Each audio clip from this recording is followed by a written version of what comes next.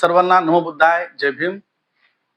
बंधुजन हो, भारतामध्ये आता 2026-27 मध्ये जनगणना होती आहे. ही 2011 नंतर म्हणजे साधारणतः 15 वर्षानंतर ही जनगणना आता होती आहे. तर मागच्या जनगणनेमध्ये ज्या काही चुका झाल्या, विशेषतः बौद्ध लोकांच्या जात लिहिण्यासंदर्भात, त्या चुका यावेळेला होऊ नयेत म्हणून बौद्ध मंडळींनी जात काय लिहावी आणि धर्म काय लिहावा याविषयी जे काही कन्फ्युजन आहे, कारण अनेक लोकांच्या मनामध्ये हे असतं की आम्ही आता बौद्ध झालो आहोत, आता आमचा महाराशी संबंध राहिलेला नाही, त्यामुळं आम्ही जातीमध्ये महार लिहिणार नाही आहोत. एक तर बौद्ध लिहू धर्म आणि जात सुद्धा बौद्ध लिहू किंवा विरंग ठेवू. तर कृपा करून असा गैरसमज, अशी गफलत करू नका. हे मोठ्या प्रमाणामध्ये कन्फ्युजन आहे. याचा दुष्परिणाम मागच्या 2011च्या जनगणनेमध्ये दिसून आला आणि ती चूक पुन्हा होऊ नये म्हणून आपल्याला काळजी घेणं गरजेचं आहे. तर हा व्हिडिओ बनवत असताना मी अनेक मोठ्या मोठ्या विचारवंतांशी चर्चा केली आहे. कायदे तज्ञाशी असतील, जे काही कायदे पंडित आहेत, ज्यांना कायदा कळतो, काय लिहावं काय नाही त्यांना माहिती आहे, त्या लोकांशी चर्चा केलेली आहे. त्यातले तुम्हाला 2-4 मुद्दाम नाव सांगतो.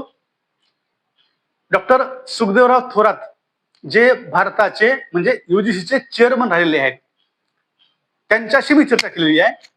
त्यानंतर IAS आता रिटायर्ड आहेत, RK गायकवाड साहेब, जे समाज कल्याणचे कमिशनर राहिलेले आहेत.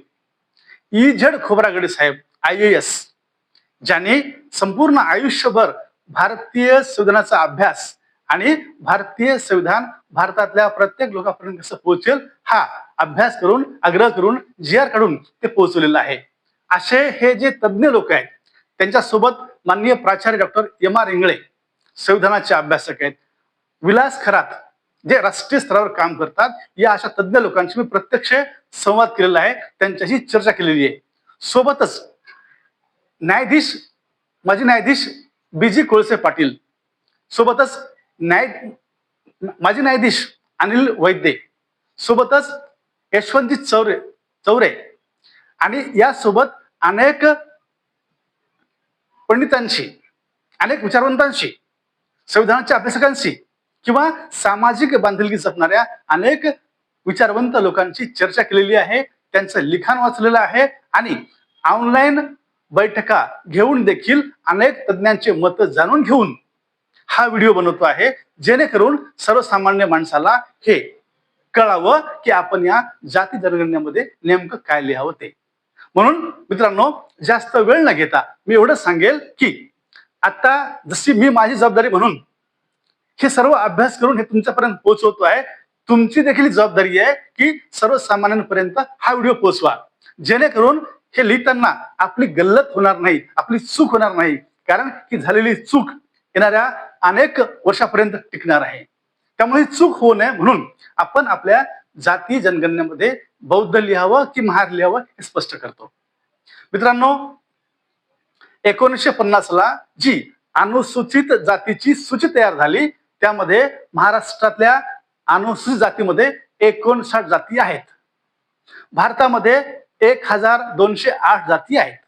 तर सध्या आपण महाराष्ट्राचा विचार करतो आणि त्यातही बौद्ध लोक, जे पूर्वीचे महार होते, त्यांचा विचार करतो. याचं कारण असं आहे की शासनानं उपवर्गीकरण करण्याचं योजलेलं आहे. उपवर्गीकरण होऊ नये म्हणून अनेक स्तरावर हे प्रयत्न होत आहेत, तर तो वेगळा विषय आहे. परंतु जर उपवर्गीकरण झालं तर प्रत्येक जातीची संख्या किती आहे हे स्पष्टपणे दिसावं, म्हणून आपल्याला ही आपल्या जातीची संख्या किती आहे दिसलं पाहिजे. आणि म्हणून या जनगणनेमध्ये आपण हा प्रयत्न केला पाहिजे की पहिल्यांदा सुखदेवराव थोरात साहेबांच्या म्हणण्यानुसार, त्यांच्या आग्रहानुसार हे की या जनगणनेमध्ये आपल्याला एकूण अनुसूचित जातीची संख्या किती आहे, मग त्यात सर्व जाती आल्या, महार आले, मांग आले, चांभार आले, हे सर्व आले, या सर्वांची एकूण संख्या किती आहे ती. दुसरी गोष्ट, बौद्ध लोकांची संख्या किती आहे ती. तिसरी गोष्ट, या सूचीमध्ये जातीवार जनगणना करत असताना महारांची संख्या किती आहे ते. चौथी गोष्ट ही की बौद्ध फक्त महारच झाले आहेत असं नाही. मराठा देखील बौद्ध झालेले आहेत, ब्राह्मण देखील बौद्ध झालेले आहेत, चांभार देखील बौद्ध झालेले आहेत, माळी देखील बौद्ध झालेले आहेत. तर इतर जातीमधनं जे लोक बौद्ध झाले आहेत असे किती आहेत? म्हणजे 4 टप्प्यामध्ये किंवा 4 प्रकारामध्ये आपल्याला ही आकडेवारी मिळाली पाहिजे. तर हे करीत असताना उपवर्गीकरण हा मुख्य विषय घेऊन आलेलो आहे की या जनगणनेमध्ये आपण चुकूनही चूक करता कामा नये की आपण आकडेवारीत असताना धर्म, बौद्ध आणि जात काय लिहावं हा कन्फ्युजन आहे. तर यात काहीही कुठलंही कन्फ्युजन नाही. त्यात स्पष्टपणानं आपण महार लिहावं. याचं कारण हे आहे की 1990 ला व्हीपी सिंग सरकार असताना त्यांनी बौद्धांना आरक्षण दिलं. त्यात एक वाक्य दिलेलं आहे की अनुसूचित जाती ह्या बौद्धांमध्ये आहेत.